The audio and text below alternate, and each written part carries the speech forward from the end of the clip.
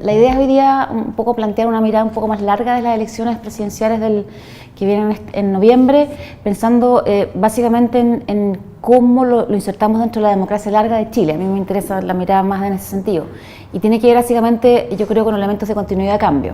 Dentro de los elementos de continuidad que yo veo tiene que ver con una democracia sólida. Yo creo que nadie hoy día se asustaría pensando que no va a haber una alternativa democrática, lo cual para la gente que vivimos en dictadura es un agrado saberlo.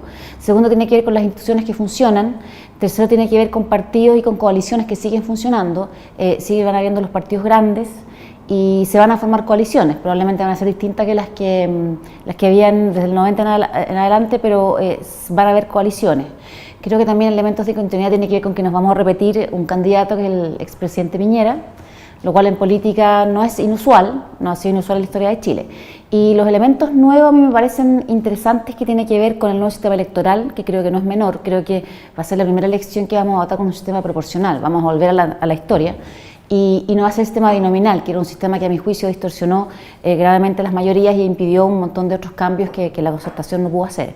Creo que eso es interesante, creo que es interesante en términos de coaliciones, que va a haber hay un candidato independiente, lo cual se rompe la coalición que fue la concertación de la nueva mayoría. Creo que ahí es bien complejo el punto de vista del presidencialismo, porque en el fondo generalmente, salvo el presidente Alessandri, el 58, los presidentes han sido militantes en Chile. Y eso no es banal, porque tiene que ver con cómo tú cuadras y organizas tu gobierno.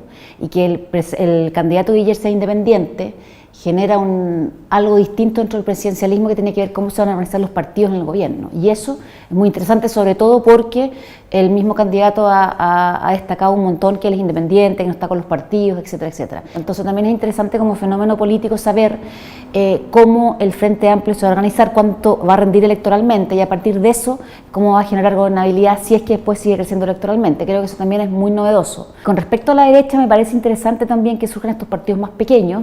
La derecha tiene menos experiencia de coalición que la centroizquierda, entonces también es interesante saber si es que, porque si es que Piñera es presidente, va a gobernar la coalición, cosa que yo creo que no hizo en el primer gobierno. Él tuvo muchos conflictos con su propio partido, que es Renovación Nacional, y tuvo muchos conflictos dentro del manejo de la coalición, porque además tuvo muchos independientes.